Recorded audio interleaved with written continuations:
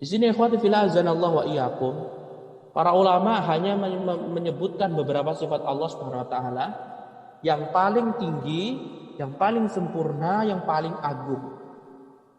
Ya, dan ini sebenarnya banyak sekali ikhwat, cuma hanya diberikan beberapa poin saja. Nah, sifat yang pertama ikhwati fillah azanallahu wa iyyakum adalah sifat al-haya. Allah itu Maha hidup. Allah tidak akan pernah mati. Ya, Allah Subhanahu wa taala berfirman, Allahu la ilaha illa huwal hayyul qayyum. Allah, zat yang tidak ada sembahan yang berhak diibadahi kecuali Dia, Al-Hayy yang Maha hidup, Al-Qayyum yang berdiri sendiri.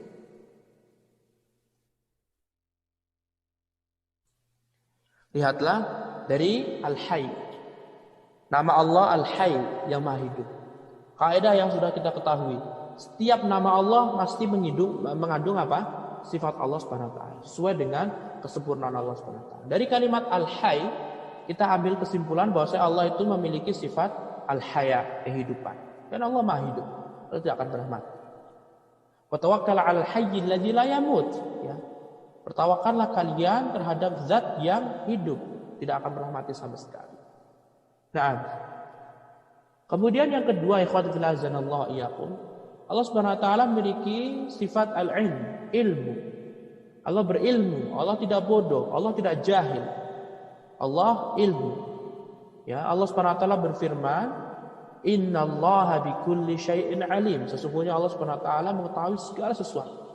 Alim adalah nama Allah Subhanahu wa taala. Dari situ kita bisa ambil sifat Allah Subhanahu wa taala. Nah, sebagaimana manusia ketika memiliki nama, maka nama tersebut akan disematkan karena dia memiliki sifat. Nah, jadi Allah Subhanahu wa taala memiliki ilmu yang luas sekali. Ilmu Allah Subhanahu wa taala tidak akan pernah habis. Nah, dan Allah lah yang mengajari kita berbagai ilmu. Allah lah yang mengajari Nabi Muhammad SAW ilmu. Wa 'allamaka ma lam takun ta'lam. Dan Allah yang mengajari engkau wahai Nabi sebelum kamu enggak tahu ilmunya. 'Allamal insana ma lam ya'lam. Allah yang mengajari. Nah, kemudian yang ketiga, sifat al-qudrah. Allah itu memiliki kemampuan. Terambil dari firman Allah Subhanahu wa taala, "Wallahu 'ala kulli syai'in qadir." Allah Subhanahu wa taala kuasa atas segala sesuatu. Al-Qadir itu adalah nama Allah Subhanahu wa taala. Terambil darinya sifat al-qudrah, kemampuan. Nah, Allah Subhanahu wa taala memiliki kemampuan yang luar biasa. Yang tidak ada kekuatan yang menandingi Allah Subhanahu wa taala. La haula wala quwwata illa billah. Tidak ada pergerakan antara satu amalan dengan amalan yang lainnya. Dan tidak ada kemampuan yang sebenarnya kecuali milik Allah Subhanahu wa taala. Lihatlah ikhwati fillah azanallahu ya. Nah, kemudian yang berikutnya sifat as-sam' wal basar. Sifat pendengaran dan penglihatan.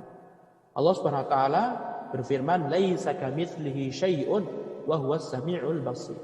Tidak ada yang serupa dengan Allah Subhanahu wa taala sesuatu apapun. Dan Allah lah yang Maha mendengar lagi Maha melihat. Lihatlah. Ya. Nama Allah As-Sami' Al-Basir terambil darinya sifat As-Sam' dan sifat Al-Basar. Mendengar dan melihat. Kemudian Allah Subhanahu wa taala pun menetapkan bahwasannya Allah itu berbicara. Memiliki sifat berbicara. Wa kallamallahu Musa taklima. Dan Allah Subhanahu wa taala berbicara kepada Nabi Musa dengan sebenar-benarnya. Dan perkataan Allah ini didengar. Dan perkataan Allah ini didengar oleh makhluknya. Dan tersusun dari huruf. Nabi Adam alaihissalam sebelum turun ke muka bumi, Nabi Adam alaihissalam diajak bicara oleh Allah Subhanahu wa taala. Silakan dibuka dalam surat Al-Baqarah dan ayat-ayat surat-surat yang lainnya. Nabi Adam manusia seperti kita. Kalau seandainya Allah SWT berbicara di dalam hatinya, maka itu semuanya tidak akan pernah Nabi Adam mendengarnya. Nah, kemudian juga Nabi Musa alaihissalam mendengar perkataan Allah SWT dengan suara. Nah, tidak hanya itu saja. Nabi Ibrahim, sebagaimana telah kita sebutkan dalam tafsir surat Al-Baqarah. Nabi Ibrahim ya berbicara dengan Allah Subhanahu wa taala, mendengar. Nabi Muhammad juga sama. Sehingga Allah Subhanahu wa taala benar-benar berbicara dan memiliki sifat berbicara. Ya, berbicara dengan suara dan berbicara berdasarkan adanya huruf. Huruf-huruf yang tersusun itu adalah semuanya perkataan Allah Subhanahu wa taala dan bukan makhluk. Nah, dan banyak sekali hadis-hadis dan ayat-ayat Al-Qur'an yang menunjukkan akal hal ini.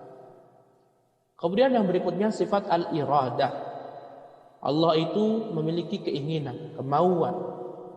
Sebagaimana firman Allah Subhanahu wa taala, fa'alul lima yurid. Allah itu mengerjakan banyak, melakukan perbuatan terhadap apa yang Allah suka, Allah inginkan. Nah, kemudian yang berikutnya al-istiwa. Allah itu bersemayam.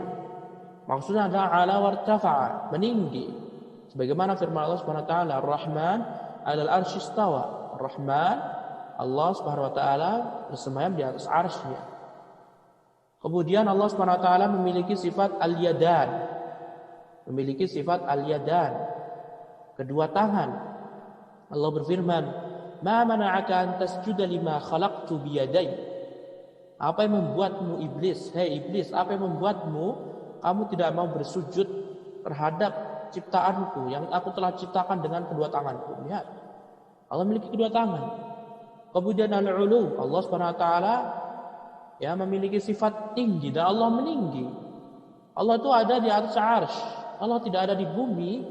Allah tidak ada menyatu dengan makhluknya sebagaimana pemahaman orang-orang sufi yang mereka mengatakan Allah bersatu kepada walinya. Tidak. Allah Subhanahu wa taala zatnya tinggi. Dan Allah Subhanahu wa taala berfirman, "Amintum man fis sama?" Apakah kalian itu ya Amin tuman fis sama, apakah kalian itu merasa aman terhadap zat yang ada di langit? Fi di sini maksudnya bukan di dalam bumi atau di bawah langit pertama, tidak. Sehingga ayat ini tidak bisa digunakan untuk Allah Subhanahu wa taala itu berada di mana-mana. Dan Allah Subhanahu wa taala berada di dunia bersama makhluknya, tidak. Ayat ini tidak. Karena tidak setiap kalimat huruf jar yang bermakna yang berlafaz fi itu artinya di dalam ruangan, tidak. Lihatlah Allah Subhanahu wa taala berfirman, "Wala tamshi fil ardi maraha." Jangan kalian berjalan di atas muka bumi ya dengan kesombongan. Dan kita harus bawa fi di sini artinya fauqa, di atas. Karena kalau kita jadikan fi ini di dalam, maka akan kontradiksi dengan ayat-ayat dan hadis-hadis sahih yang lainnya. Nah. Kemudian ikhwatu fillah azanallahu wa iyyakum, Allah Subhanahu wa taala memiliki sifat al-wajh, wajah. Allah memiliki sifat wajah. Allah Subhanahu wa taala berfirman, "Wa yabqa wajhu rabbika dzul jalali wal ikram." Sebelumnya Allah berfirman, "Kullu man 'alaiha fan." Semuanya akan sirna, hancur. Wa yabqa wajhu rabbik, tersisa hanya wajah Allah Subhanahu wa taala. Nah, wajah Allah memiliki wajah. Orang Arab mengetahui apa maksud wajah. Ya, nah. Tetapi mereka semuanya tidak ada, para sahabat mentakyifkan bagaimana wajah Allah. Apakah wajah Allah berwarna putih, apakah hitam, apakah coklat atau yang lainnya? Apakah wajah Allah ada matanya, ada bulunya, ada alisnya, ada ininya? Tidak boleh seperti ini. Harus berlindung kepada Allah Subhanahu wa taala dari bisikan setan yang selalu mengajak orang untuk membisikkan dalam hatinya berpikir tentang Allah. Bagaimana Allah itu diciptakan dari apa.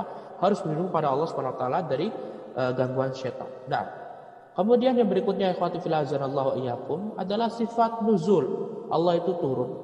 Allah turun. Allah Subhanahu wa taala berfirman di dalam Rasulullah sallallahu alaihi wasallam bersabda dalam hadis yang diriwayatkan Imam Bukhari dan Muslim, hadis yang sahih. Ketika hadis sahih, kaum muslimin wajib mengimaninya.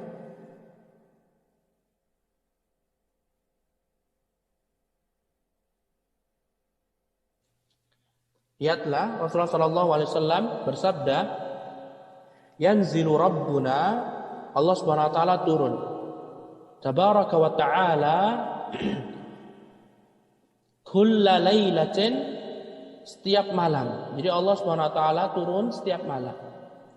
Ilas sama'id dunya, ke langit dunia.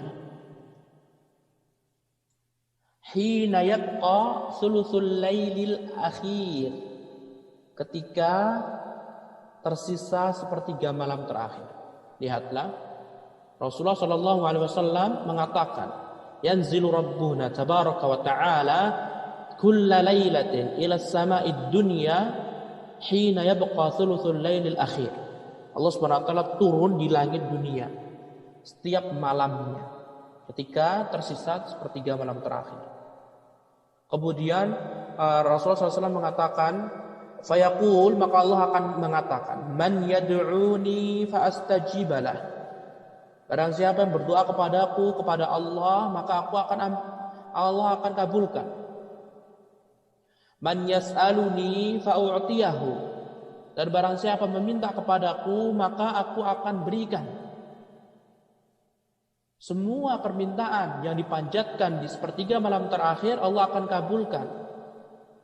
Man yastaghfiruni fa'aghfir lahu. Barang siapa yang memintakan ampun kepadaku, maka aku akan ampuni. Lihatlah sabda hadis Nabi Muhammad SAW yang agung ini, yang diriwayatkan oleh Imam Bukhari, Imam Muslim. Kata Imam Nawawi dan ulama yang lainnya, tidak ada kitab tersahih setelah Al-Quran kecuali Sahih Bukhari, Sahih Muslim. Sehingga wajib kita mengimaninya. Allah Subhanahu wa taala turun di sepertiga malam terakhir setiap malamnya ke langit dunia. Dan ketika Rasulullah SAW mengucapkan hadis ini, perkataan ini, tidak ada sama sekali para sahabat yang bertanya, bagaimana turunnya Allah wahai Rasulullah SAW? Apakah ketika Allah SWT turun ke langit dunia, arsy Allah kosong wahai Nabi? Wahai Nabi, bagaimana kalau seandainya Allah turun? Di belahan sana bagaimana? Sepertiga ini bagaimana? Nah, la haula wala quwata illa billah. Agama Islam itu sebenarnya agama yang mudah. Jika akal kita menolaknya, cukup kita beriman. Hadis sahih harus kita imani, tidak boleh kita tolak. Ikhwati fillah azanallahu wa iyyakum. Sehingga ya, orang-orang yang mempelajari ilmu kalam, ketika mereka di akhir hayatnya, mereka tersesat. Bahkan mereka seperti anak kecil, karena mereka tidak mengimani seperti keimanan para sahabat. Para sahabat yakin keimanan yang benar adalah keimanan yang sesuai dengan para sahabat dan Rasulullah SAW. Mereka sudah dijamin masuk surga.